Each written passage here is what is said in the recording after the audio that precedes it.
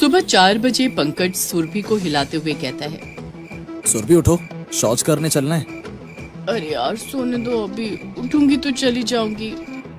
उठने तक का इंतजार नहीं कर सकते हैं? मैं अभी जा रहा हूँ, तुम यहीं बैठी रहो, फिर बाद में मत कहना कि शौच जाना है। सुरभि उठकर बैठ गई। ये क्या बार बार शौच कर रहे हो? बाथरूम नहीं कह सकते हो क्या? अभी मुझे नहीं जाना, तुम्हें आ रही है तो तुम जाओ। अरे यार, हमारे घर में टॉयलेट नहीं है, खेतों में जाना पड़ता है, दिन में सबके सामने कैसे कर पाओगी? क्या? ये क्या है? बिना टॉयलेट के कैसे रह सकते हैं यहाँ? उधर तेजस सोनी से भी यही कहता है। नहीं जाओगी तो पूरे दिन करने को भी नहीं मिलेगा, फिर पेट पकड़कर इधर उधर घूमती रहना। नहीं चलती हो, पता नहीं प्यार में और क्या क्या करना होगा। ये बात तुमने शादी से पहले क्यों नहीं बताई थी? ये सब छोड़ो, अभी चलो। चारों तेजस, सोनी, पंकज, सुरभि खेत की ओर जाते हैं। पंकज और तेजस अपने हाथों में लोटा और टॉर्च लिए खड़े हो जाते हैं और अपनी अपनी पत्नियों से जाने को कह देते हैं। सुरभि सोनी से कहती है, यार इतनी पढ़ाई इस तरह जंगल में बाथरूम जाने के लिए की थी। अब तो मुझे पछतावा हो रहा है, क्यों मैंने अपने घर वालों के खिलाफ जाकर शादी की। तभी पंकज और तेजस कहते हैं, बातें उजाले में भी हो सकती हैं, हमें भी जाना है, देर मत करो।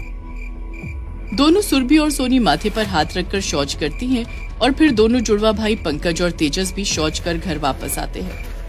पंकज और तेजस दोनों जुड़वा भाई शहर पढ़ने के लिए जाते हैं और वहीं उन दोनों को सुरभि और सोनी से प्यार हो जाता है और दोनों शादी करके उन्हें अपने गांव ले आते हैं।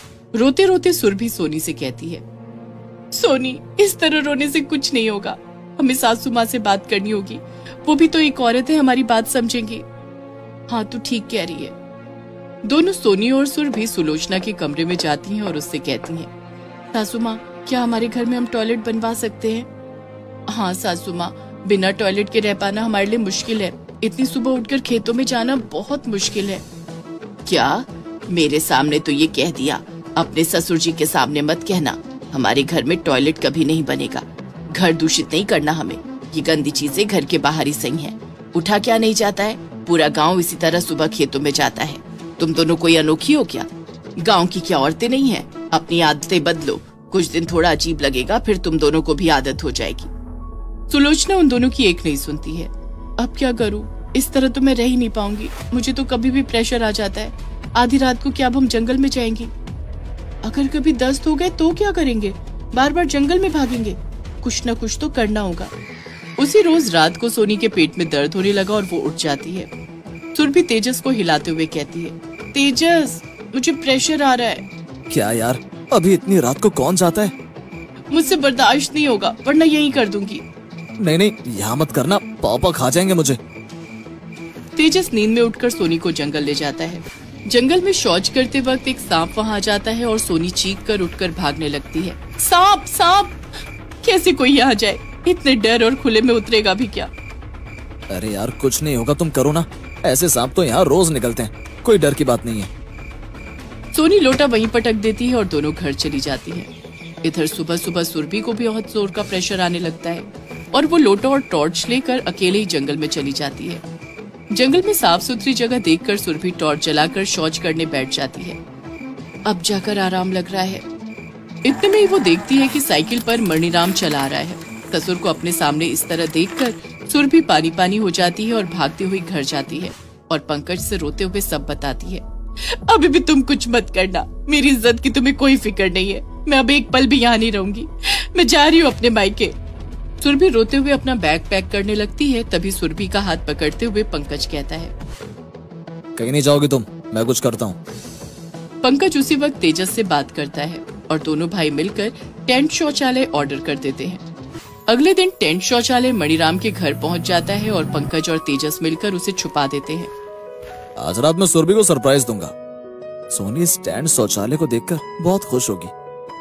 दोनों भाई रात को अपनी अपनी पत्नियों को टेंट शौचालय गिफ्ट करते हैं। अब तो अपने मायके नहीं जाओगी ना? कभी नहीं। थैंक यू पंकज, वरना मेरा दम ही घुट जाता। इतने लोगों के हगे हुए में जाया भी नहीं जाता। उधर तेजस सोनी से कहता है, अब जब चाहो तब जा सकती हो, बिना किसी डर के। थैंक यू तेजस, तुम बहुत अच्छे हो। इतना कहकर सोनी तेजस को हग कर लेती है और कमरे में ही टेंट शौचालय खोल लेती है। यूज तो करूं, इतनी मुश्किल से तो आया है। सोनी और सुरभि खुशी से पागल हो जाती हैं और बार बार टेंट शौचालय में जाने लगती हैं। पूरी रात अंदर बाहर करती रहोगी, सोना नहीं है? इतने दिनों के बाद खुश तो होने दो। अब सुरभि और सोनी बहुत खुश हो जाती हैं और आराम से बिना किसी तकलीफ के रहने लगती हैं। दिन बीतने लगते हैं और सुरभि और सोनी आराम से अपने टेंट वाले शौचालय में शौच करती हैं। उधर मणिराम सुलोचना से कहता है, आजकल बहुएं शौच के लिए जाती नहीं है। हाँ, वो लोग तो उठती ही 7 बजे हैं। अगर शौच नहीं गई तो वो बीमार हो जाएंगी। मणिराम अपने बेटों से कहता है, कैसे तुम दोनों की बीवियां बिना शौच के रह रही हैं? पता लगाओ, नहीं तो लेने के देने पड़ जाएंगे। वो सुरभि शुरू से ऐसी है, महीनों तक शौच नहीं जाती है। हाँ पापा, सोनी तो 6-6 महीने तक शौच नहीं जाती है। परेशानी की कोई बात नहीं है। सुलोचना को ये सुनकर बहुत अजीब लगता है और वो दोनों बहुओं पर नजर रखने लगती है। इधर दोनों सुरभि और सोनी बेफिक्र टेंट शौचालय इस्तेमाल करती हैं और अब तो वो दोनों इतनी बेफिक्र हो जाती हैं कि टेंट यूज करके वापस उसे बंद भी नहीं करती हैं। अपने अपने कमरे में एक कोने में खुला छोड़ देती हैं। एक रोज जब सुरभि और सोनी घर पर नहीं होती हैं, उसी वक्त मणिराम उनके कमरे के बाहर से गुजरता है और उसे शौच की बदबू आने लगती है। जी जी, कितनी बदबू आ रही है, जैसे किसी ने यही हक दिया हो। सुलोचना देखो तो, बहुओं के कमरे में कोई चूहा तो नहीं मर गया है? हाँ, देखती हूँ। सुलोचना और मणिराम दोनों बहुओं के कमरे में जाते हैं। राम राम राम, मेरे पूरे घर को दूषित कर दिया। ये टेंट का शौचालय बहुओं ने तो घर को घिना दिया है। इतने में ही सुरभि और सोनी वहाँ आ जाती हैं।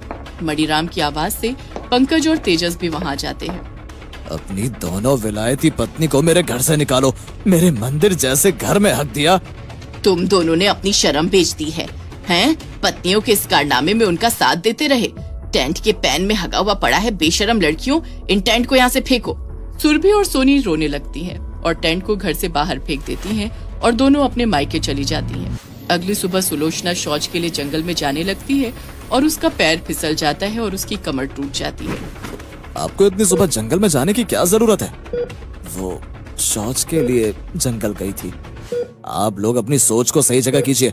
बहू बेटियों को घर से बाहर शौच के लिए भेज देते हैं, उनकी इज्जत की कोई कीमत नहीं है। कोई कभी भी वहाँ आ जाए, ऊपर से इतनी गंदगी। बाहर शौच जाकर आप खुद की सेहत तो खराब करते ही हैं, साथ में देश भी गंदा करते हैं। डॉक्टर की बात सुनकर मणिराम की बुद्धि ठीक हो जाती है और वो अपने घर में शौचालय बनवाना शुरू कर देता है और अपनी दोनों बहुओं को घर वापस बुला लेता है।